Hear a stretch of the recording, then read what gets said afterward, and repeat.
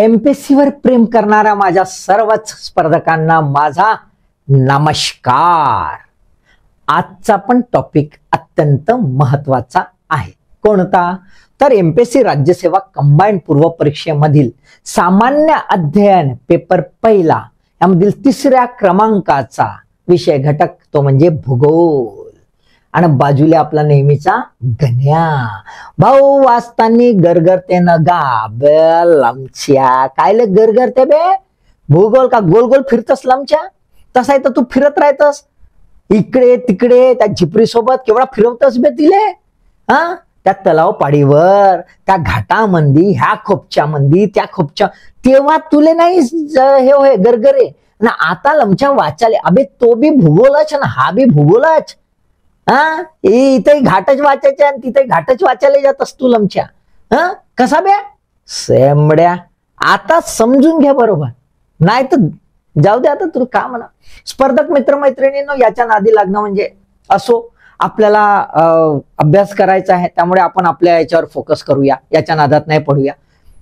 भूगोल हा विषय महत्वाचा आहे का कारण की याचं कॉन्ट्रीब्युशन पण छान आहे सोबतच हा थोडासा डेंजर आहे का कारण की इतिहासासारखाच खूप मोठा व्याप आहे परंतु इतिहासामध्ये जे लोचे होतात की धुरंधर राहिला तरी तो खूप जास्त तर 15 पैकी 10 मारून घेईल तर घेईल पण ऍव्हरेज मध्ये पोट्टे जे आहेत 5-6च्या वर जात नाही तो लोचा इथं नाही फक्त मेहनत जबरदस्त आहे जबरदस्त फॅक्ट्स आहेत पण तुम्ही प्रॉपर प्लॅन केला प्रॉपर स्टडी केली की मग मात्र इथे छान मार्क्स भेटू शकतात आणि हा जो आहे याचा लॉयन शेअर राहू शकतो तुमच्या यशामध्ये आणि म्हणूनच याला समजणं आवश्यक आहे। ठीक आहे मग समजून घ्यायचं चलायचं याला बी घेऊन जाऊ कारण याला नेला नाही तर आमचा गरगरत राहील चल बे असा हा काय म्हणतास काय हाय का जिओग्राफी मध्ये तर तेच तर सांगाले बे म्हणलं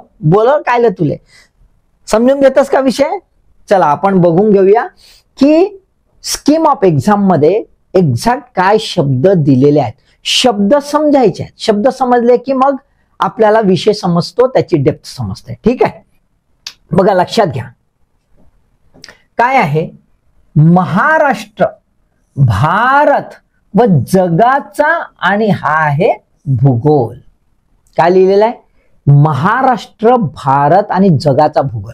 आता बघा एक्झाम जे सिलेबस बनवला ते काय पागल वागल आहेत का पुन्हा रिपीट लिहिला महाराष्ट्राचा भारताचा व जगाचा काय लिहिला तर वर आणि खाली लक्षात घ्या खूप महत्वाचं आहे। वर त्यांनी सांगितलं की आम्ही भूगोल हा विषय तुम्हाला दिलेला आहे तो कोणत्या कॉन्टेक्स्ट मध्ये तर तो महाराष्ट्र भारत आणि जगाच्या पण हा जो कॉन्टेक्स्ट मध्ये आम्ही दिलेला आहे तो भूगोल जो आहे तो किती व्याप्ती राहणार त्याची त्याचं एक्सटेन्शन किती राहणार ते खाली क्लिअर करून दिलेलं आहे। काय करून दिलेलं आहे प्राकृतिक सामाजिक आणि आर्थिक किती भूगोल आहे प्राकृतिक सामाजिक आणि आर्थिक बाकीचे भूगोल दिलेले आहेत का नाही है ना हिस्टॉरिकल जिओग्राफी दिली आहे का नाही पॉलिटिकल जिओग्राफी दिली आहे का नाही ती अनुषंगाने वेगळ्या याच्यात राहील पण त्याच्यावर फोकस म्हटलेला आहे का नाही इत्यादी शब्द आहे का नाही म्हणजे शेपटे आहेत का नाही बरोबर आहे म्हणून डबलदा। आता अजून एक लक्षात घ्या ते डबलदा म्हणण्याचं काय तर त्यांनी सांगितलं आहे की आम्ही जेव्हा जेव्हा भूगोल हा विषय घेऊ ना जेव्हा जेव्हा प्रश्न विचारू ना ह्या 3 अँगलनीच विचारू एक भारत महाराष्ट्र आणि जग त्याच्या व्यतिरिक्त नाही आम्ही रशिया अमेरिकाच्या कॉन्टेक्स्ट मध्ये विचारणार नाही बरोबर आहे आलं लक्षात त्यामुळे इथे क्लिअर सिलेबस केलेला आहे। इंग्रजीमध्ये बघायला गेलं तर आपल्याला दिसतंय Maharashtra India in the world geography physical social and economic geography of the Maharashtra India in the world असं क्लिअर केलेलं आहे बरोबर आहे। मग याला आपण अजून समजून घेऊया कसं राहील ते बघा अशा प्रकारे परिस्थिती राहील आपल्या सिलेबसची। जिओग्राफी म्हटलं तर 3 आहेत फिजिकल सोशल अँड इकॉनॉमिक प्राकृतिक सामाजिक आणि आर्थिक बरोबर आहे। मग प्राकृतिक मध्ये फोड करावी लागेल पहिली फोड आहे जिओमॉर्फॉलॉजी दुसरी आहे ओशियनोग्राफी तिसरी आहे क्लायमॅटॉलॉजी, भूरूपशास्त्र. ओशनोग्राफी म्हणजे सागरशास्त्र आणि हवामानशास्त्र, क्लायमॅटॉलॉजी. असे 3 पार्ट्स होणार, कारण हे पण खूप मोठे मोठे पार्ट्स आहेत. यांचेही आहेत विभाग आहे त्यांचे, पण यांच्या क्लासिफिकेशन त्याच्यामध्येच आहे. यांच्यामध्ये हा पण एक स्वतःचा स्वतंत्र विभाग आहे आणि त्याच्यामुळे हे कॅटेगरायझेशन आवश्यक आहे. आता आपण समजून घेऊया भूरूपशास्त्र म्हणजे त्यातला एक पहिला पार्ट जो आहे तो पार्ट आपण समजून घेऊया. जिओमॉर्फॉलॉजी, याला लिथोस्फिअर सुद्धा म्हणतात, कारण की हा पृथ्वीच्या आवरणाशी संबंधित आहे. याच्यामध्ये वेगवेगळे आपल्याला विषय वाचायचे आहेत. सर्वात प्रथम तर पृथ्वीची निर्मिती कशी झाली, म्हणजे बिग बँग थेअरी पासून सर्वच काही. त्याच्यानंतर पृथ्वीचं वय काय, याच्यामध्ये आपण जिओलॉजिकल क्लॉक बघणार.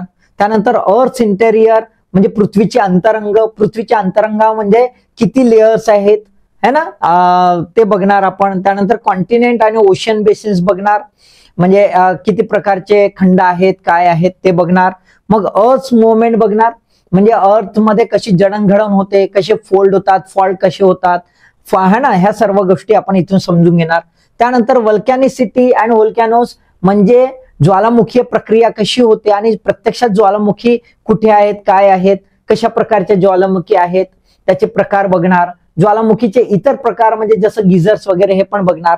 अर्थक्वेक आहे म्हणजे भूकंप आहे, तर भूकंप कशामुळे होतो, त्याची कारणं काय, एक्झॅक्ट भूकंप येतात तर लहरी कशा येतात, कुठल्या प्रकारच्या लहरी असतात, हे सर्व आपण इथे बघणार. कुठे कुठे भूकंप क्षेत्र आहेत, भूकंपाचे सेन्सिटिव्हिटीचे रिझन्स कोणते, ते सर्व बघणार. त्यानंतर माउंटन बिल्डिंग, याच्यामध्ये जिओ सिंक्लाइन पासून तर इतर कॉन्टिनेंटल ड्रिफ्टिंगच्या ज्या काही सगळ्या थेअरीज आहेत त्या बघणार. प्लॅटू म्हणजे पठार किती प्रकारचे आहेत, कशी प्रक्रिया होते, कशा प्रकारे पठार तयार होतात, कुठे कुठे पठार आहेत हे आपण इथे बघणार. त्यानंतर प्लेन आहे म्हणजे सपाट पृष्ठभूमी, ज्याला आपण मैदानी प्रदेश म्हणतो. मैदानी प्रदेश हे कसे निर्माण होतात, त्याची प्रक्रिया काय आहे आणि कुठे कुठे मैदानी प्रदेश आहेत हे बघणार. त्याचे फायदे काय आहेत ते सर्व बघणार. त्यानंतर लेक्स म्हणजे तलाव कसे तयार होतात, कोणत्या प्रकारचे तलाव आहेत, कुठे कुठे तलाव आहेत ते बघणार. त्यानंतर विदरिंग अँड मास मुवमेंट म्हणजे विदरण होतं, खडकांची झीज होते, ती कशी झीज होते, कशा प्रकारे होते, कोणत्या प्रक्रियेने होते आणि त्याच्या वेगवेगळ्या प्रकारची मुवमेंट असतात. आणि मग अर्थ कशी तयार होते म्हणजे सॉइल वगैरे कशी तयार होते ते. त्यानंतर ड्रेनेज सिस्टीम आहे म्हणजे प्रवाह सिस्टीम आहे, नदीचे प्रकार कसे असतात ते बघूया. रिव्हर्स, लँडफॉर्म्स, सी व्हेव्स समुद्राकाठी कसे फॉर्म्स तयार होतात ते बघूया. त्यानंतर वाऱ्या जी आहे, वाऱ्यामुळे कसे एक फॉर्म्स लँडफॉर्म्स तयार होतात म्हणजे भूरूपे कसे तयार होतात. त्यानंतर ग्राउंड वॉटर म्हणजे जमिनीच्या खाली पाणी, चुनखडीचे जे प्रदेश असतात ज्याला खास रिजन म्हणतो, तिथे पण भूरूपे कसे तयार होतात, कोणकोणत्या प्रकारची भूरूपे असतात. तसंच हिमनद्या आहेत, ग्लॅशियर्स, त्याच्या सुद्धा भूरूपे तयार होतात ते पण आपण बघणार.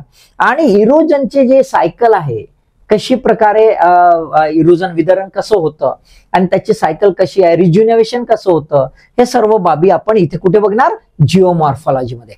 ह्या प्रत्येकाचे आपण काय बघणार, कॉन्सेप्ट, प्रक्रिया, प्रकार. आणि हे बघताना आपण सोबत एक्झाम्पल घेताना महाराष्ट्र, भारत आणि जग लक्षात ठेवा. दरवेळेस हे दरवेळेस आपण करणार, आलं लक्षात. त्यानंतर सागरशास्त्र आहे, ओशनोग्राफी, त्याला हायड्रोस्फिअर म्हणतात. याच्यामध्ये समुद्र तळ आहे, त्याचे वेगवेगळे भूरूपे कशी आहेत. त्याच्यानंतर समुद्रामध्ये समुद्राच्या पाण्याची घनता वेगवेगळ्या प्रकारची वेगवेगळ्या ठिकाणी असते, ती कशी आहे. खालून वर, वरून खाली घनता वेगवेगळ्या प्रकारची असते. तापमान वेगवेगळ्या प्रकारचं असतं, ते कसं असतं. सॅलिनिटी म्हणजे त्याची लवणता कशी आहे, कशामुळे लवणता वाढते, कशामुळे कमी होते, कोणत्या महासागरामध्ये लवणता जास्त आहे, कोणत्या महासागरामध्ये कमी आहे ते बघणार. ओशन डिपॉझिट, समुद्रामध्ये खूप सारे इकॉनॉमिक इम्पॉर्टन्सचे डिपॉझिट्स आहेत, मिनरल डिपॉझिट्स आहेत, ते कुठले आहेत, कशा प्रकारे त्याचा एक्सप्लोरेशन करता येतं, ते कसे फायदेशीर राहतात ते. ओशन टाइड्स, भरती ओटी आपण पाहतो, ते सर्व प्रकार आपण बघणार. कुठे भरती ओटी येते, कशा प्रकारची येते ते सर्व पाहणार. ओशन करंट्स भरती ओटी ह्या वेगळ्या प्रकार झाल्या, पण ओशन करंट निरंतर वाहणारे आहेत. तर ते कुठल्या कुठल्या प्रकारचे आहेत, कोणत्या कोणत्या दिशेने जातात, उष्ण कोणते, शीत कोणते, त्यांचे नावं काय आहेत, ते कुठपासून कुठपर्यंत जातात हे आपण बघणार. कोरल रीफ्स जे आहे, प्रवाळ बेटे जे आहेत ते प्रवाळ बेटे आपण बघणार. प्रवाळ काय आहे ते बघणार, प्रवाळाचे प्रॉब्लेम्स काय आहेत ते बघणार आहेत. त्यानंतर मिनरल जे आहेत, मराईन रिसोर्सेस जे आहेत, म्हणजे फिशरी पासून तर इतर जे काही याचे आहेत मराईन रिसोर्सेस आहे, म्हणजे सागरी जे रिसोर्सेस आहेत ते कुठले ते पाहणार. हा छोटा आहे त्या याच्यानी. ठीक आहे. सर्वात मोठा कुठला आहे तर तुम्हाला दिसेल लिथोस्फिअरचा पार्ट, म्हणजे भूरूपशास्त्र हा सर्वात मोठा आपल्याला दिसेल. तिसरा बघा, हवामानशास्त्र हा पण छोटा आहे. याच्यामध्ये composition and structure of atmosphere, वातावरणाची संरचना काय राहणार आहे है ना, त्याच्यामध्ये बजेट, हीट बजेट काय राहणार आहे, इन्सुलेशन काय ते बघणार. त्याच्यानंतर तापमान काय, तापमान वर पर्यंत कसं बदलत जातं, त्याचे कशामुळे बदलतं ते सर्व बघणार. एअर प्रेशर्स आणि ऍटमॉस्फिअरिक सर्क्युलेशन्स है ना, दाबाचे, कमी दाबाचे, जास्त दाबाचे पट्टे, आणि मग एका ठिकाणून दुसऱ्या ठिकाणी वारे वाहत जातात, ते कशा प्रकारे वारे वाहत जातात, त्याची कारण काय, त्यामुळे कसा वातावरणावर परिणाम पडतो, ते परिणाम आपण बघणार. ह्युमिडिटी आणि प्रेसिपिटेशन मध्ये, म्हणजे आर्द्रता आणि पर्जन्य जे आहे, मग पर्जन्याचे प्रकार, कुठे किती पर्जन्य पडतं, त्याची कारण काय, ते सर्व बघणार. एअर मासेस आहेत, मोठ्या मोठ्या विपुल प्रमाणात जे आहेत एअर मासेस असतात, ते इम्पॅक्ट करतात, ते कसे एअर मासेस चेंज होतात बेल्टमुळे ते आपण बघणार. फ्रंटोजेनेसिस, सायक्लोन आणि अँटोसायक्लोन, म्हणजे शीत आणि उष्ण जे आहे प्रवाह एकत्र येऊन कशा प्रकारे फ्रंट्स तयार करतात, ते फ्रंट तयार झाल्यामुळे सायक्लोन्स कसे तयार होतात, वादळ कसे, चक्रीय वादळ कशी, आवर्ती ज्याला आपण म्हणतो ते कसे तयार होतात, आणि अँटी सायक्लोन्स कसे तयार होतात, कोणत्या पट्ट्यामध्ये अँटी सायक्लोन्स असतात, कोणत्या पट्ट्यामध्ये सायक्लोन्स असतात, त्यांची नावं काय वेगवेगळ्या ठिकाणची ते पण आपल्याला पाहायचं आहे. त्यानंतर क्लायमेट आणि क्लायमेटिक टाइप्स, त्याचं क्लासिफिकेशन, वर्गीकरण. हवामानानुसार आपल्याला दिसतंय की प्रत्येक ठिकाणी वनस्पतीचे प्रकार वेगळे, जंगलांचे प्रकार वेगळे, तर ते कुठलं आहे, संवहना का असं झालं, संवहनासारखंच का झालं, तैगा प्रदेश तैगाच का, तर याची कारणं आपल्याला इथे पाहून घ्यायचे क्लायमेटॉलॉजी किंवा ऍटमॉस्फिअरच्या याच्यात. ठीक आहे. त्याच्यानंतर आहे सामाजिक, सोशल जिओग्राफी. टिपिकल असं पॉप्युलेशन जिओग्राफी असं नाव नाही दिलं तरी सुद्धा याच्यामध्ये पॉप्युलेशन जिओग्राफी आहे आणि सोबतच सेटलमेंट हा पण पार्ट आहे. मग आपल्याला सर्वात प्रथम पाहायचं आहे मानवाची उत्क्रांती जी आहे ती, आणि माणसं जी आहेत, मानव, त्याचे वंश, किती प्रकारचे रेसेस आहेत, कुठे कुठे आहेत, ते आपल्याला उदाहरणादाखल पाहायचं आहे. त्यानंतर पॉप्युलेशनचं स्ट्रक्चर आहे, थेअरीज आहे, माल्थुसच्या थेअरीज पासून ऑप्टिमम पॉप्युलेशन थेअरी वगैरे ते पाहायची आहे. त्याचे पॅटर्न्स पाहायचे आहेत की पॉप्युलेशनचे एज वाईज फॅक्टर्स कसे असतात, सेक्स वाईज कसं असतं, पॉप्युलेशन पिरॅमिड काय आहे ते वगैरे पाहूया. त्यानंतर मायग्रेशन जे आहे, मायग्रेशन अत्यंत, माणूस पहिलेपासूनच भटकंती राहिलेला, भटकला म्हणूनच तो जगभर पसरू शकला आणि जगावर राज्य करू शकला, आणि त्यामुळे मायग्रेशन. पण मायग्रेशनची कारणं काय, फोर्स मायग्रेशन काय आहे, कशा कुठल्या प्रकारचे इश्यूज आहेत ते आपण पाहूया. त्यानंतर culture, language, religion and custom है ना, हे सुद्धा महत्वाचं आहे. कुठे कोणत्या धर्माची लोक कुठे कॉन्सन्ट्रेट जास्त आहेत, कुठे कमी आहेत, किती संख्या आहे, हे पण विचारलं जातं. ह्युमन डेव्हलपमेंट, मानवीय विकास कसा झाला, मग कुठल्या क्षेत्रामध्ये विकास झाला, कुठल्या क्षेत्रामध्ये नाही. जसं भारताच्या कॉन्टेक्स्टमध्ये आपण बिमारू स्टेट्स असं ऐकतोय है ना, बिमारू स्टेट्स म्हणजे बिहार, मध्य प्रदेश, राजस्थान, यूपी है ना, ओरिसा, ही जी आहे त्याला आपण बिमारू, कारण की ते सोशिओ इकॉनॉमिकली अंडर डेव्हलप्ड आहेत. ती का आहेत, त्याची कारणं वगैरे. त्यानंतर human settlement, particularly rural settlement जे आहेत त्याच्यामध्ये टाइप्स ऑफ सेटलमेंट कसे असतात, पॅटर्न्स कसे असतात, का असे होतात, त्याची कारणं काय ते पाहायचं.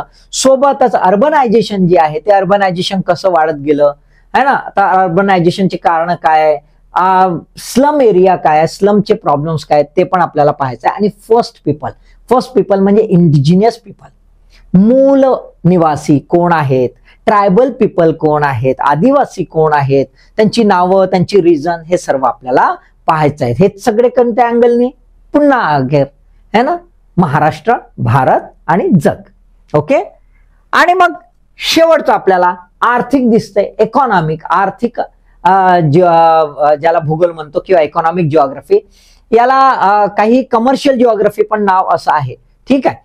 तर काय काय येईल याच्यामध्ये, जेवढ्या काही economic activity starting from the एकदम प्रिमेटिव्ह ऍक्टिव्हिटीज, प्रिमेटिव्ह म्हणजे जे निसर्गावरच निर्भर आहेत परंतु इकॉनॉमिक ऍक्टिव्हिटी करतात असे, तिथपासून तर आतापर्यंत हायटेक ट्रेडिंग वगैरे जे आहेत त्या सर्व बघणार. म्हणजे प्रायमरी, सेकंडरी आणि टर्शरी सेक्टर, तिन्ही सेक्टर्स आपल्याला पाहावे लागणार आहेत.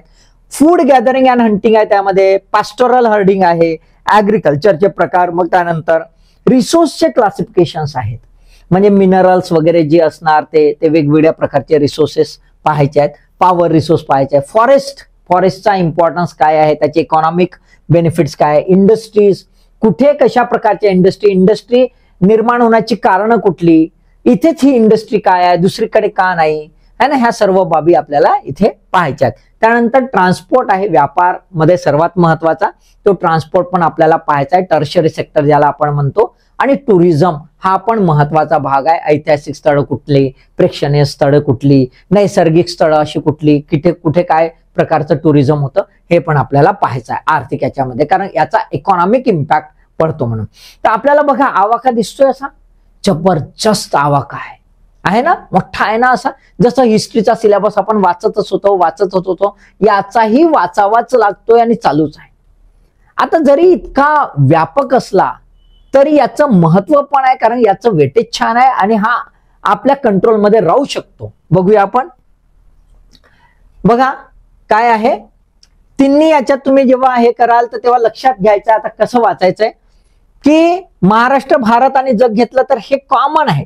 लोकेशनल सेटिंग म्हणजे महाराष्ट्र कुठे आहे ना, त्याचं लॉन्जिट्यूड लॅटिट्यूड पाहून घ्यायचं, भारताचं लॉन्जिट्यूड लॅटिट्यूड पाहून घ्यायचं, जगाचं थोडी पाहायचं आहे, त्यामुळे जगाच्या याच्यात लॉन्जिट्यूड लॅटिट्यूड नाही आहे, तिथे रिजनल जिओग्राफी आहे. मग relief, drainage, climate, soil, regions, population, settlement and people, हे सर्व आतापर्यंत जे चर्चेला आपण ते सर्व जे आहे हे सारखंच तिघांच्या याच्यातही पाहायचं.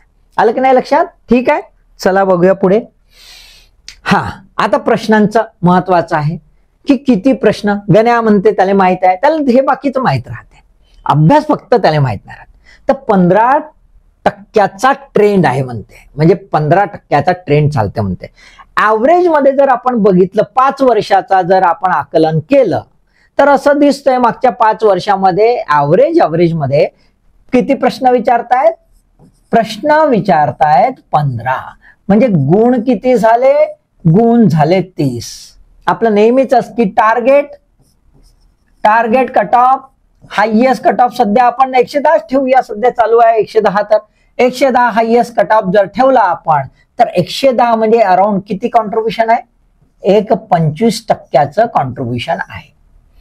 आता जर तुम्ही याचा छानपैकी अभ्यास केला, जसं इतिहासात सांगितलं की छानपैकी केला तर एकदम धुरंधर राहील, एकदम धुरंधर, तर तो 10 पर्यंत पोहोचेल 15 पैकी.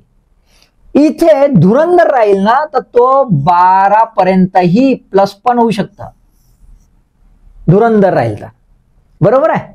आणि नाही धुरंधर पण ठीकठाक केला, एकदम ठीकठाक केला तरी तो 10 पर्यंत पोहोचू शकतो. म्हणजे काय, तर याचे 20 गुण आहेत है ना, याचे 20 गुण त्याच्याजवळ आहेत. 20 गुण आहेत म्हणजे याचा 15 ते 20% याचं कॉन्ट्रीब्युशन आहे, 15% याचं कॉन्ट्रीब्युशन राहू शकतं तुमच्या यशामध्ये. म्हणजेच काय, तर चालू घडामोडी जर घ्याल तुम्ही, खूप महत्वाचं आहे, चालू घडामोडीमध्ये सुद्धा तुम्ही 15 पैकी अराउंड 10च्या वर जाऊ शकता, तसंच हा 10च्या वर किंवा 10 राहू शकता. म्हणजे दोघांना जर मिळवलं तुम्ही तर तुम्हाला काय दिसतात, 20 प्रश्न तुमचे झालेले आहेत. किती चालू घडामोडी आणि हे 20 प्रश्न म्हणजे किती गुण, 40 गुण. बघा आता कसं होतंय. आणि जर इतिहासाला मॅच केलं, आपण बघितलंय, पाहिलं ना तुम्ही, बघून घ्या सर्व, प्रत्येक सिलेबस मी एक्सप्लेन केला डिटेलमध्ये, प्रत्येक एपिसोड तुम्ही पाहून घ्यायचा, खूप महत्वाचं. मी पॉइंट टू पॉइंट माझ्या पूर्ण अनुभवांती तुम्हाला सांगतोय. तर जर सपोज टू बी आता आपण एक विचार केला की चालू घडामोडी आहे, करंट इव्हेंट आहे, त्याचे तुम्ही 10 करा आणि याचे जिओग्राफीचे 10 करा, आणि सपोज टू बी आतापर्यंत आपण हिस्ट्री पर्यंत आलोय, ते हिस्ट्रीचे तुम्ही 5 करा, तर तुमचे 25 म्हणजे किती, 50. म्हणजेच आता 50%च्या जवळपास तुमच्या तिघांच्या भरोशा. आहे ना? लक्षात आलं का? स्ट्रॅटेजी पक्की असली पाहिजे. लक्षात आलं का बे? मस्त हसतस लमच्या. हा, आता आपण याची फोड पाहूया, कारण की हे महत्वाचं आहे. प्रत्येक वेळेस आपल्याला हाच प्रश्न असतो की क्या छोडू भाई, असं ना, हे नाही वाचलं तर जमन नाही का, हे सोडलं तर जमन नाही का, म्हणजे पहिल्यापासूनच सोडायची सवय है ना. तर हे थोडीशी चुकीची पद्धत आहे ना, की ह्या खूप महत्वाचा आहे, इथेच जास्त विचारतात ते. हा, पण पहिल्यांदा आपण समजून घेऊया की कुठे प्रश्न कसे विचारल्या, काय ट्रेंड आहे. ट्रेंड नंतर स्ट्रॅटेजी, आधी स्ट्रॅटेजी मग ट्रेंड नाही पाहायचं. ठीक आहे. 2019 ते 2023 पर्यंत आपण बघतोय geomorphology, oceanography, climatology, social geography, economic geography आणि शेवटचा शब्द मी लिहून दिला मिक्स्ड. असे प्रश्न असतात जे ह्या सर्वांचे किंवा यापैकी काहीतरी विषय एकत्रित करून बनवलेले आहेत. ठीक आहे. आता इथे एक मी ऑब्लिक ऑब्लिक ऑब्लिक दिलेला आहे. ऑब्लिक ऑब्लिक ऑब्लिक मध्ये लक्षात ठेवा, पहिलं ऑब्लिक जे आहे तो कॉन्सेप्ट साठी दिलेला आहे पहिला, दुसरा जो आहे तो वर्ल्ड साठी, तिसरा इंडियासाठी आणि चौथा आहे महाराष्ट्रासाठी. असं मी बनवलेलं आहे. म्हणजे तुम्हाला लक्षात येईल आता की हे जे आहेत असे प्रश्न, हे असे प्रश्न आहेत, ते प्रश्न कशावर किती विचारलेले आहेत. जिओमॉर्फॉलॉजी मध्ये बघा ट्रेंड काय दिसतो. जिओमॉर्फॉलॉजी मध्ये आपल्याला दिसते पहिल्यांदा इथे 9 विचारलेले आहेत 2019 ला, इथे 6 विचारलेले आहेत, इथे किती 7 विचारलेले आहेत, इथे पण 7 विचारलेले आहेत, इथे पण 7 विचारलेले आहेत. म्हणजे ट्रेंड काय दिसतोय, एक 6 ते 9चा रेंज इथे दिसतोय.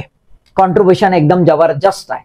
म्हणजे आम्हाला जिओमॉर्फॉलॉजीवर स्ट्रेस द्यायचा आहे. 15 प्रश्नांपैकी अधिकतम 6 ते 9 जबरदस्त कॉन्ट्रीब्युशन आहे. म्हणजे आम्हाला कुठे भर द्यायचा आहे, जिओमॉर्फॉलॉजीवर भर द्यायचा असं दिसतंय. बरोबर आहे, राईट. ठीक आहे. आता याच्यापैकी खूप महत्वाचं आहे, कॉन्सेप्ट वर किती विचार पहा. पहिल्या वेळात 7, 2, 2, 4, 3. ट्रेंड फिक्स आहे का की कॉन्सेप्ट वर किती विचारणार? नाही, फ्लक्च्युएशन आहे. इथे वर्ल्ड 1, 0, 1, 2, 0, 0 काही कन्फर्म आहे का? तसंच इंडिया 0, 2, 3, 2, 0 आहे कन्फर्म. महाराष्ट्र 2, 1, 0, 1, 4 सडनली एकदम महाराष्ट्र जम्प. म्हणजे आपल्याला काय दिसतंय की एक जो ग्रुप आहे मोठा, आपण विचार करू शकतो की चला जिओमॉर्फॉलॉजीवर आम्ही सर्वात जास्त स्ट्रेस द्यावा, पण जिओमॉर्फॉलॉजी मध्ये आतमध्ये जर आपण शिरलो तर कॉन्सेप्टला जास्त भर द्यायचा की इंडियाला भर द्यायचा की वर्ल्डला की महाराष्ट्राला, असं करू शकतो का? असं करू शकतो का? नाही. लक्षात ठेवा है ना, असं करू शकत नाही. आणि असं आयोगाने म्हटलं आहे का की बाबा याच्यावर आम्ही एवढंच विचारणार, इथं विचारत नाही आज तर उद्या नाही विचारणार, असं आहे का? नाही, तसंही गडबड करायची नाही. मग दुसरं बघा, ओशनोग्राफी. तुम्हाला असं दिसेल ट्रेंड सेट नुसार ओशनोग्राफी नसल्यासारखं आहे. बघा नसल्यासारखं आहे, हार्डली इथे एक आहे. म्हणजे महत्वाचं आहे का? नाही. बघ मी सल्ला द्यावा का? सोडून द्या? नाही, नाही, चुकीची स्ट्रॅटेजी. ठीक आहे. कारण की आता नाही ना, पुढच्या वेळात ओशनोग्राफीवर सगळे विचारले तर है ना. क्लायमेटॉलॉजी काय ट्रेंडिंग दिसते? 3, 3, 2, 2, 3. म्हणजे 2 ते 3 प्ले करतो, 2 ते 3 प्ले करतो. म्हणजे हा याच्यानंतर याचा नंबर लागतो, याचा थोडाफार जिओमॉर्फॉलॉजी नंतर क्लायमेटॉलॉजीचा लागतो. बरोबर आहे. ठीक आहे. मग इथे काय दिसतंय, कॉन्सेप्टवर विचारला जातो, कॉन्सेप्टवर विचारला जातो, वर्ल्डवरही विचारला जातो, वर्ल्डवरही विचारला जातो, इंडियावरही विचारला जातो, इंडियावरही विचारला जातो. महाराष्ट्र जो आहे तिथे मात्र दिसला नाही, एकही वेळा दिसलेला नाही. मग आता विचारणार नाही असं आहे का? भरपूर विचारण्यासारखं आहे. लक्षात घ्या. त्यानंतर सोशल वर बघा 0, 2, 2, 2, 1 म्हणजे 1 ते 2 विचारतात, फार कमी. ओशनोग्राफी सारखीच परिस्थिती आहे याची, 1 ते 2 विचारतात. बरोबर आहे, राईट. सहसा कॉन्सेप्ट वर विचारलेले आहेत, कॉन्सेप्ट वर विचारलेले आहेत, अप्लाइड वर फार कमी विचारले आहेत, राईट. म्हणजे हा पण कमी विचारतात. इकॉनॉमिक जिओग्राफी बघा, हा किती 1 नंतर सडन 4, 3, 4, 3. 3 ते 4 रेंज आहे. 3 ते 4 म्हणजे आपल्याला काय दिसतं, जिओमॉर्फॉलॉजीला पहिला नंबर दिला, बरोबर आहे. जिओमॉर्फॉलॉजीला पहिला नंबर दिला तर दुसरा नंबर आपण कोणाला देऊ शकतो, इकॉनॉमीला देऊ शकतो दुसरा नंबर, तिसरा क्लायमेटॉलॉजीला आणि चौथा सोशलला. अशा प्रकारे आपण, आणि पाचवा ओशनोग्राफीला. अशा प्रकारे दिसतंय. मिक्सवर काय विचारतात का, कसे विचारतात, तर मिक्सवर अशी काही ट्रेंड दिसत नाही. 2019ला एकदा विचारलं होतं फक्त मिक्स्ड, म्हणजे 2-3 मिक्स केले. एक काय केलं होतं की एक क्लायमेटॉलॉजीचा घेतला, जिओमॉर्फॉलॉजीचा घेतला, इकॉनॉमीचा घेतला आणि अप्लाइड असा मिक्स करून टाकला होता, है ना. खालीलपैकी कोणते विधान आहे असं मिक्स केलं होतं. तर अशा प्रकारे तेव्हा प्रश्न 2 आले होते, अदरवाईज असे प्रश्न आले नाही. पण येणार नाही असं आहे का. तर आपल्याला काय दिसतं, पॅटर्न काय दिसतंय, सर्वात जास्त स्ट्रेस आपल्याला जिओमॉर्फॉलॉजीला नक्कीच द्यायची आहे, कारण तो पाया आहे, भूगोलाचा पाया आहे. परंतु इतर विषय सुद्धा अत्यंत महत्वाचे आहेत. आलं की नाही लक्षात. त्याच्यामुळे काळजी घ्यायची आहे, सोडायचं नाही. आधीपासून हा विचार करायचा नाही की बाबा हे महत्वाचे, हेच वाचणार. कारण की हे सर्व जर तुम्ही वाचला नाही ना तर एखादा भाग तुम्हाला समजणारच नाही. पूर्ण विषय हा इंटिग्रेटेड असतो, त्यामुळे एखादा भाग जर तुम्ही समजायचा सोडला तर दुसरा भाग, त्याची डेप्थ जी आहे ती तुम्हाला येत नाही. आणि जेव्हा क्रॉस कनेक्टेड प्रश्न येतात मिक्स टाईपचे वगैरे, तेव्हा मात्र अडचण येऊ शकते. आलं की नाही लक्षात. ठीक आहे, चला आता आपण प्रश्न पाहूया. काही कसे प्रश्न येतात. पहिलं भूरूपशास्त्रावर आहे, सिद्धांतावर विचारलाय. आता बघा जिओग्राफी आहे तर जिओग्राफी आपल्याला वाटतं जनरल स्टडीचा आहे, सामान्य अध्ययनचा आहे. मग सामान्य अध्ययनचा आहे तर हा ऑप्शनल नाही आहे. मग मी कशाला थेरीज वाचत बसू. तर स्पर्धक मित्रमैत्रिणींना लक्षात ठेवा, तुम्हाला पूर्ण थेरी नाही वाचायची आहे, थेरीतले ठळक विषय वाचायचे. म्हणजे काय, सिद्धांताचं नाव, थेरीचं नाव, कोणता शास्त्रज्ञ आहे ते, आणि त्यातल्या महत्वाची 1-2 बाबी. पूर्ण डिटेल थेरी नाही वाचायची. डिटेल थेअरी हे ऑप्शनल जे आहे तिथे वाचणार. पण सामान्य अध्ययनचा विद्यार्थी, सामान्य अध्ययनचा स्पर्धक म्हणून त्याला किमान सिद्धांतिक बाबी माहीत असणे आवश्यक आहे. लक्षात आलं का. ठीक आहे. आणि हे खूप वेळा विचारलेलं आहे. ठीक आहे. त्याच्यानंतर आकृतीवर प्रश्न, बघा कसे प्रश्न येतात. लक्षात घ्या बरं प्रश्न, है ना. मी हे काढलेले आहेत की प्रश्नांचं स्वरूप कसं राहणार. प्रत्येक विषयाचं प्रश्नाचं स्वरूप वेगळं असतं आणि प्रत्येक विषयाचा आपला कल वेगळा असतो. त्या विषयाला त्या अँगलने पाहायचं. मग कसं करायचं ते सांगतोय. फक्त आता आधी प्रश्न समजून घ्या. ठीक आहे.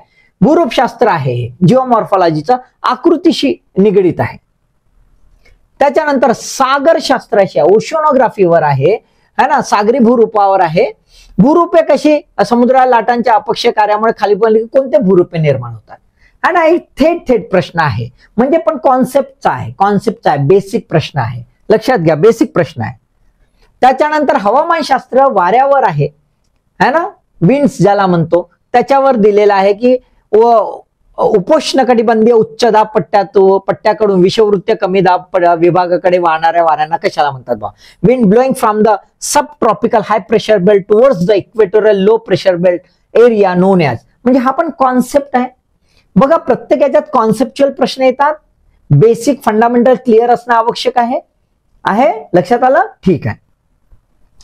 इथे पण बघा तुम्हाला सामाजिक भूगोल याच्यामध्ये सुद्धा तुम्हाला दिसते सैद्धांतिक विचारलेला आहे, थिओरॉटिकल विचारला आहे. इष्टतम लोकसंख्या म्हणजे ऑप्टिमम पॉप्युलेशन याच्यावर प्रश्न आहे की कोणत्या याने काय व्याख्या दिल्या होत्या त्या. ठीक आहे. त्याच्यानंतर आर्थिक भूगोल आहे, ज्याला ट्रेड ट्रान्सपोर्ट म्हणतो आपण. ट्रान्सपोर्टवर बघा कॉन्सेप्च्युअल प्रश्न आहे हा. पर्वतीय आणि डोंगराळ प्रदेशामध्ये हवाई वाहतूक हे सर्वांसाठी उपयुक्त साधन आहे. पर्वतीय प्रदेशामध्ये रस्ते आणि रेल्वे मार्ग तयार करणे अतिशय कठीण आणि खर्चिक आहे. बघा असं है ना, विधान आणि कारण असं विचारलेलं आहे. एकदम कॉन्सेप्च्युअल आहे. कॉन्सेप्ट क्लिअर असतील तर उत्तर येतील. प्रत्येक विषय घटकाचे आहेत, लक्षात घ्या.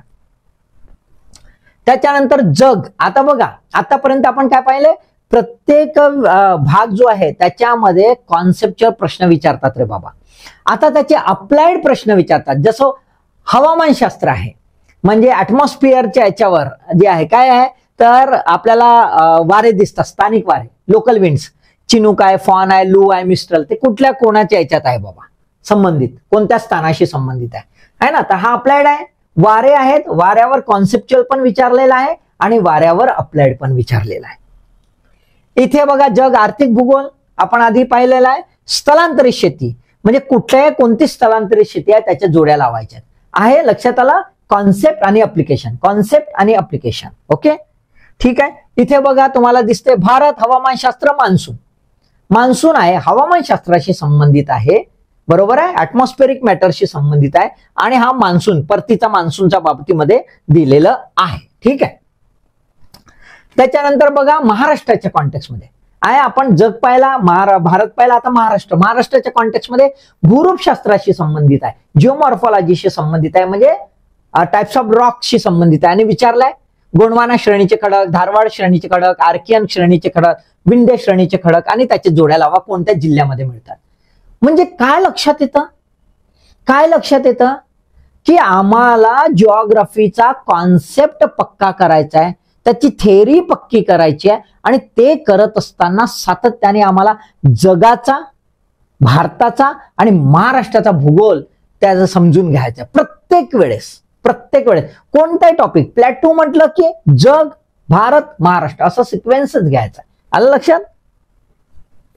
बघा सामाजिक भूगोल वरे बघा है ना, जगातील सर्वाधिक लोकसंख्या घनता असणारे उतरत्या क्रमाने है ना. आपण आधी सोशल याच्यावर तो पण पाहिला, कॉन्सेप्च्युअल हा, अप्लाइड पण बघतो आपण. आलं लक्षात. ठीक आहे, क्लिअर. आता गण्याचा प्रश्न हा सर्वांचा प्रश्न, वाचू कसा. वाचायचं असेल तर वाचावं लागेल, आहे ना रे बाबू गण्या. हा तर मग वाचायचं कसं. आता बघा प्रत्येक विषयाची आपली एक स्टाईल आहे, कारण की प्रत्येक विषयाचं स्वतःचं आपलं कॅरेक्टर आहे ना, त्याचे स्वतःचं एक वैशिष्ट्य आहे. मग याच वैशिष्ट्य काय आहे की हा वेगळ्या प्रकारचा आहे. कसा वेगळ्या प्रकारचा आहे की हा म्हणते बापू कॉन्सेप्ट वाचा पण अप्लिकेशन करा. हा म्हणजे आम्ही काय करणार, पहिल्यांदा आम्ही कॉन्सेप्ट पक्का करणार, कॉन्सेप्ट पक्का केला की दुसऱ्यांदा आम्ही शिफ्ट होणार, त्याचं अप्लिकेशन करणार. अप्लिकेशन करणार म्हणजे काय, उदाहरण बघणार.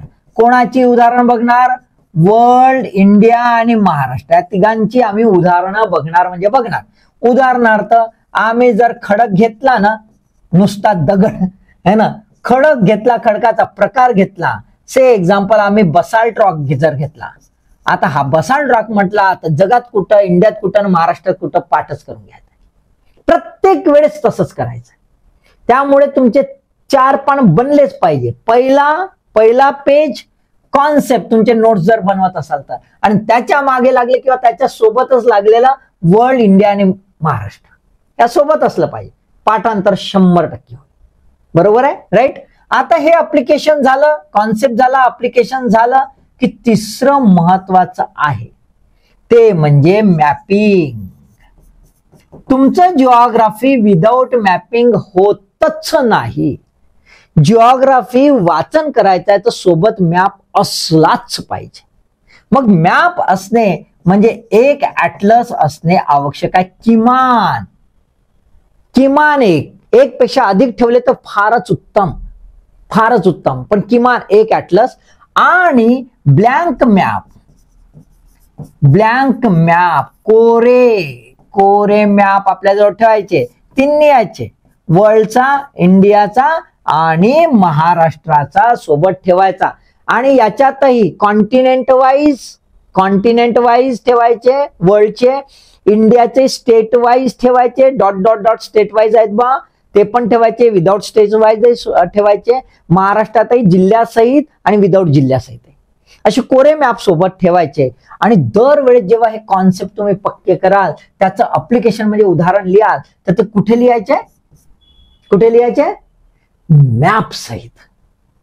म्हणजेच काय, तुम्ही असा इंडिया काढला, असा तुमचा मॅप राहिला आणि जर काही लोकेशन करायचं असेल, मुंबईच घ्या है ना, असं मुंबई लोकेशन केलं रे बाबा. आता इथे लोकेशन केलाय ना, तर तो मॅप मध्ये आलं पाहिजे. से एक्झाम्पल मेट्रोपॉलिस ऑफ द वर्ल्ड, त्यात मुंबई घेतले तर मुंबई इथे आहे, पॉइंट मारलाय तर मुंबई इथे आणि इथेच बाजूला लिहा तो मेट्रोपॉलिस किती काय लोकसंख्या आहे. झालं तुमचं पक्क. आलं की नाही लक्षात. असं जर केलं तर शक्य आहे. अदरवाईज लक्षात घ्या, जिओग्राफी हा काही होणारा नाही. तुम्हाला कॉन्सेप्ट, त्याचं अप्लिकेशन आणि सोबत मॅप असं नियमित चालायचं. चौथा पॉइंट, जेव्हा जेव्हा तुम्ही कॉन्सेप्ट वाचताय तेव्हा तेव्हा डायग्राम असली पाहिजे. कॉन्सेप्ट सोबत डायग्राम असलीच पाहिजे. आपण डायग्राम वर पाहिलेला आहे ना. कुठलं पाहिलेला होता? वाळवंटीय भूरूपे, ते पाहिलेलं होतं. तर ते तसं विचारू शकतात. बरखान विचारू शकतात, असाच काऊन ना तसाच काऊन, हा असाच हॉर्शूच काऊन येते, याला अशी शेपटी काऊन, इकडून वारा वाहते तर हा बरखानच हो, न उलटा झाला तर का हो, मग हा असा तर एकच शेपूट राहिला तर का हो, असं विचारू शकतात. त्याच्यामुळे प्रत्येक वेळेस डायग्राम. ड्रेनेज सिस्टीम आहे, ते अशी अशी चालली, हे अशी अशी चालली आणि हे अशी अशी डान्स करत चालली, ते कोणते हो, ट्रेलीज कायले म्हणतात, रेलीज कायले का. आलं की नाही लक्षात? म्हणजेच काय तर डायग्राम सोबत असले पाहिजे, कारण डायग्रामवरही प्रश्न असतात. नाही आले डायग्रामवर प्रश्न, पण डायग्राम सोबत असले तर आपल्या डोक्यात फिट बसते. Photographic memory. आलं की नाही लक्षात? त्याच्यामुळे अभ्यास करताना कॉन्सेप्ट, अप्लिकेशन म्हणजे उदाहरणं, मॅप, डायग्राम, ह्या चौघांचं गणित म्हणजे जिओग्राफी होय. ठीक आहे, समजलं का बे? आमच्या डोंबड्या. आता पुस्तक काय वाचू, हा याचा सारा येईल. आता समजलं ते, आता पुस्तकं खोगीर भरती भरतेल आमच्या. हे पुस्तक ते फाल धंदे करायचे नाही, काम दाम में भरपूर रोशनी करवाई, फालतूचे पुस्तकं भरायचे नाही, है ना. मी पहिलं पेज मी तुम्हाला नेहमीच सांगितलेलं आहे की काय वाचायचं. मराठीतले आणि इंग्रजीतले. मराठी मुलांसाठी मराठी, इंग्रजी वाचायचं असेल तर इंग्रजी, दोन्ही वाचता येतं फारच छान, कारण की काही दर्जेदार जे मटेरियल आहे ते इंग्रजीतच आहे. त्यामुळे मराठीत जरी देत असाल, मराठी माध्यमातून तुमचं शिक्षण झालं असेल तरी घाबरायचं नाही, वाचायचं. मी पण मराठी मीडियमचाच मुलगा होतो. हळूहळू वाचायला लागलो. म्हणजे पहिले ते एवढं टेन्शन होतं, इंग्रजीचा ई समजत नव्हता, लई टेन्शन. मग इंग्रजी जेव्हा समजायला लागलं, मग वाटलं की यार येतो भाई, सही है रे भाई, मस्त जम जात आहे. मग जमायला लागलं, काही प्रॉब्लेम येत नाही आणि त्याचा फायदे पण होते. ठीक आहे, राईट. म्हणजे गंमत अशी की मी PSIचा इंटरव्ह्यू देत होतो तेव्हा मला 4-5 प्रश्न नुसते इंग्रजीतच विचारले. मी अचंबित झालो, असं कसं विचारलं बा, है ना. पण जमून गेलं का, झालं PSI माणूस. सांगायचं तात्पर्य असं की दोन्ही वाचले तर काही प्रॉब्लेम नाही. मराठी बालभारती इयत्ता 6वी ते 12वी, NCERTची हिंदीमधील जर 6वी 12वीची वाचत असाल तर फारच छान, आणि नाही तर इंग्रजीतली वाचत असाल तर वेल अँड गुड. विद्यापीठाची मराठीमधील पाठ्यपुस्तके घ्यायची, टेक्स्टबुक्स घ्यायचे. रिकमेंड केलं असतं. पुणा युनिव्हर्सिटी आहे, मुंबई युनिव्हर्सिटी आहे, शिवाजी युनिव्हर्सिटी आहे, चांगले दर्जेदार युनिव्हर्सिटीज आहेत. आणि तुम्ही बघा ती जी रिकमेंडेड बुक्स आहेत ना, BA ला केलेली, इतकी सुंदर आहेत. आणि जेव्हा केव्हा एखादा प्रश्न चॅलेंज होतो आणि उत्तर सांगायचे असते आयोगाला, तर तिथूनच आपण देऊ शकतो, कारण ती टेक्स्टबुक रिकमेंडेड आहेत, गाईड नाही. आणि तिथूनच सगळ्या गाईड बनलेल्या आहेत काय, त्याचं सगळ्याचं कंपाईल केलं, इथलं काढलं तिथलं काढलं, ओरिजिनल सोडून दिलं. आणि मग आपण म्हणतो प्रश्न आलाच कुठून रे भाऊ, कारण कॉन्सेप्टच पक्के होत नाही. ओरिजिनल पुस्तक वाचले तर कॉन्सेप्ट पक्के होतात म्हणजे होतात. तर तुम्ही काय करायचं, विद्यापीठाची घेऊन घ्यायची, एक घेतलं, एक यायचं तरी सफिशियंट आहे. महाराष्ट्र साहित्य आणि संस्कृती मंडळाची काही पुस्तकं आहेत जिओग्राफीवर, ती सर्च करून घ्या साईटवर, बघा, मी तशी लिंक टाकतोय. ठीक आहे. उत्तम जे आहे नकाशाचे पुस्तक घ्या, किमान एक तरी घ्या, ऍटलिस्ट मी सांगितलंय, किंवा एकापेक्षा अधिक घेतलं तरी चालेल, है ना. तुम्हाला नवनीतचं पण आहे, ऑक्सफर्डचं पण आहे, मराठीमध्ये नवनीतचं पण आहे, इंग्रजीमध्ये NCERT 6 ते 12 ओल्ड आणि न्यू दोन्ही वाचा. इकडे पण येता 6वी ते 12वी मराठीचे आहे ते ओल्ड आणि न्यू. ओल्ड जे 8वी 9वी 10वीची आहेत काही, ते पण तुम्ही वाचू शकता. NIOSचे आणि इग्नूचे वाचा, खूपच सुंदर आहेत, एकदम मस्त आहेत. आणि जो कोणी ऑप्शनल घेणार जिओग्राफी हा ऑप्शनल घेणार ना, त्यांच्यासाठी तर मी आत्ताच सांगतोय की ही जी मराठीत करत असाल तर ही पाठ्यपुस्तके, आणि इंग्रजीत करत असाल तर ही आवर्जून घ्या, आणि NCERT आणि बालभारती सोबत वाचा, आणि बिलकुल तशासारखं लिखाण करा. असे जबरदस्त मार्क पडणार ना तुम्हाला, विचारू नका. माझा एक दोस्त होता, है ना, UPSC ला NCERT तर घेऊन बसे, एवढा घेऊन IPS झाला भाऊ. त्यावेळात असे सणान मार्क घेतले होते त्यांना, जबरदस्त, है ना. फालतूचे धंदे नाही, एवढं करायचे, मोकळं होते. ठीक आहे. त्यानंतर certificates physical and human geography घो चेंग लिऑंग, वंडरफुल पुस्तक आहे. जरी तुम्हाला इंग्रजी वाचता येत नसेल तरी हे वाचा रे भाऊ, कसंही करून वाचा. खूपच सुंदर पुस्तक आहे, खूपच कन्साइज आणि खूपच लुसिड लँग्वेज मध्ये एकदम सोप्या भाषेत दिलेलं आहे. हे वाचा, डायग्राम वगैरे मस्त आहेत, छान आहेत. ठीक आहे. त्यानंतर मी सांगितलं ऑक्सफर्ड ब्लॅकस्पॅन ॲटलस घेऊन घ्या. तिटिकेचा पण असतो ॲटलस, तो घेऊ शकता. 3-4 ॲटलस ठेवायचे, टेन्शन घ्यायचं नाही. मराठीमध्ये काय पुस्तक, आता हे जे पहिलं सांगितलं ना ते करायचं म्हणजे करायचं, ते पूर्णच करायचं, छान करायचं, घोटून टाकायचं, पिऊन टाकायचं, कॉन्सेप्ट डोक्यात फिट करायचे. आणि मग त्यानंतर जर इच्छा झाली की आता टाइमपास करायचा आहे रे भाऊ, तर मग इकडे यायचं, मग इथून शोधून घ्यायचे एखादं. मी भरपूर पुस्तकं देतो, एखादं तुम्हाला जे पटते, ज्याच्याशी कनेक्शन होते ते. लोकांनी सांगितलं म्हणून नाही, म्हणून मी पण तुम्हाला काही सजेस्ट करणार नाही. मग तुम्ही म्हणाल सर का पुस्तकं घेत बसून नाही, तसं नाही. पहिलं कॉन्सेप्ट पक्के झाले ना तुमचे, एकदा ते वाचून झालं ना, ते तर ऑनलाईन बी अवेलेबल आहे. ते एकदा पक्के झाले ते तर फुकटाचे काम, बरोबर आहे. ते पक्के झाले क मग जायचं दुकानावर, आणि दुकानात जाऊन पानं पलटवायचे, पाव दे बे, पाव दे बे, पाव दे बे, आणि मग ठरवायचं ह्या घ्यायचं की नाही. आता तुम्ही म्हणा सर ऑनलाईन बोलवायचं आहे ना, मग कसा, तर काही हरकत नाही, या दोस्ताला फोन लावायचा, बे कसं वाटतं तो पुस्तक, कसं चांगला आहे का बे. मग हळूच विचार, आपले कॉन्सेप्ट पक्के राहते. मग अबे हे आहे का बे त्याच्यात, तो त्यानं आठवलं, बे बैताळा तुला माहित नाही लमच्या कसा बे, म्हणजे हे बोगस पुस्तक आहे, असं डिसिजन घ्यायचं. ठीक आहे. यापैकी एखादं प्रत्येकाचं, म्हणजे प्राकृतिकाचं एखादं घेतलं तर घेतलं, हवामानाचं एखादं, ठीक आहे, टेन्शन घ्यायचं नाही जास्त. आता मराठीमध्ये दिलाय प्राकृतिक भूगोल, डॉक्टर शैलेश वाघ, बऱ्यापैकी दर्जेदार आहेत, काही प्रॉब्लेम नाही. आपण तरी सुद्धा मी सांगतोय असं. प्राकृतिक भूगोल आणि भूरूपशास्त्र श्रीकांत कार्लेकर, प्राकृतिक भूगोल आहे सुरेश अलिसाड, हवामानशास्त्र आहे हरिदास राठोड, मानवी भूगोल डॉक्टर भोळे आणि डॉक्टर जाधव, मानवी भूगोल दुसरा आहे के खातीब, कृषी भूगोल आहे विजय साळुंके, कृषी भूगोल आहे डॉक्टर आवटी शिंदे व महाजन, भारत व जगाचा भूगोल आहे AB सौदी. सौदी हे तसं सौदीचे पुस्तकं आपल्याला याला पण दिसतील, BA ला पण दिसतील. भारताचा भूगोल आहे ML सावंत, महाराष्ट्राचा भूगोल आहे AB Saudi, the mega state Maharashtra AB Saudi, समग्र महाराष्ट्राचा व भारताचा भूगोल आहे सुमंत सोळंके, है ना. असे मराठीतील काही पुस्तक आहेत. अजून तुम्हाला काही वाटली तर ते सहज बघायचं, नंतर घ्यायचं.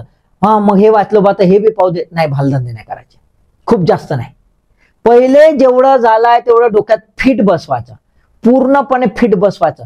ते जे आहे त्यातलं सगळं आलं पाहिजे असं गृहीत धरायचं. एकदा ते डोक्यात फिट बसलं की मग समोर जात बसा, मग वाचा ना लमचारे हे सगळे. पण वेळ असेल तर रस्ते काय एवढा वेळ नाही ना, त्यामुळे कम दाम्य भरपूर असणे, खूप फजारा घेऊन नाही बसायचा. 2-4 पुस्तकात तर होते रे बापू, काय एवढं झंझट करायची, हे नाही करायचं. ठीक आहे. आणि ते ओरिजिनल पुस्तक आहे, ते जे मी आधी सांगितलं, लक्षात आलं ना. आधीचे माहित आहे ना तुम्हाला, हे आधीचे हे सगळे ओरिजिनल आहे. मग हे ओरिजिनल सोडायचं ना, आमच्या डुप्लिकेट कडे जायचं, कोणा सांगितलं. हे आधी ओरिजिनल निपटून घ्यायचं, मग ओरिजिनल पूर्ण झालं आणि वेळ असला तरच मग पुढे जायचं. ठीक आहे, राईट. हा, आता आपण इंग्रजी मधला शेवटचा टप्पा. इंग्रजीमध्ये पण आहे फिजिकल जिओग्राफी सविंदर सिंग. सविंदर सिंग तर हा बाप आहे, तो रिकमेंडेड बुक पण आहे, ही रिकमेंडेड बुक आहे. हा, त्याच्यामुळे तो बाप आहे. फंडामेंटल्स ऑफ फिजिकल जिओग्राफी मस्जिद हुसेन, हा पण बाप आहे. World geography doctor DR Khullar, हा पण बाप आहे. India comprehensive geography DR Khullar आहे. आणि कन्साइज जिओग्राफी मस्जिद हुसेन. ही पुस्तकं ती त्या लेवलची आहेत एकदम. आणि जे मराठीतले आहेत त्यापैकी यातूनच काहीतरी कॉपी पेस्ट असे बऱ्यापैकी आहेत. त्याच्यामुळे इंग्रजी जर वाचत असाल तर विचारूच नका, काही टेन्शन नाही. ठीक आहे. पण ही सुद्धा पुस्तकं आधी हाती घ्यायची नाही. ही सुद्धा पुस्तकं आधी हाती घ्यायची नाही, आधी ते कम्प्लीट करायचं. कॉन्सेप्ट क्लिअर झालाय का, लक्षात आलं का, लक्षात आलं. आणि काय मी सांगितलं कसं करायचं, हे करताना काय घ्यायचं, आपला चौकोनी डब्बा 4 भाग, पहिल्यांदा कॉन्सेप्ट करूनच घ्यायचा, कॉन्सेप्ट सोबत अप्लिकेशन करायचं, अप्लिकेशन सोबत काय आहे तर मॅप करायचा, मॅप सोबत काय आहे तर डायग्राम करायची, आणि हे सोबत करत करत वर्ल्ड करायचा, इंडिया करायचा, महाराष्ट्र करायचा. संपला काम. ओके, क्लिअर, मॅटर क्लिअर, काही डाऊट नाही. गण्याले मला वाटते समजलं असं, गण्या गायब झाला इथून, त्याने पुस्तकाचं टेन्शन घेतलं असं लमच्यानं. पण मला असं वाटतंय तुम्हाला समजलं आहे. समजलंय का ते सांगा कॉमेंट करून. काही अजून वाटत असेल की अजून हवं आहे तर ते पण कॉमेंटमध्ये लिहा की आम्हाला हे हवं आहे. मी त्यावर व्हिडिओ बनवण्याचा पूर्ण प्रयत्न करेल. आणि सोबतच लाईक करा, शेअर करा, दुसऱ्यांना पण बनवू द्या. आणि मेहनत तर तुम्ही करताय, त्यामुळे मी नेहमीच तुमच्या मेहनतीला ऑल द बेस्ट.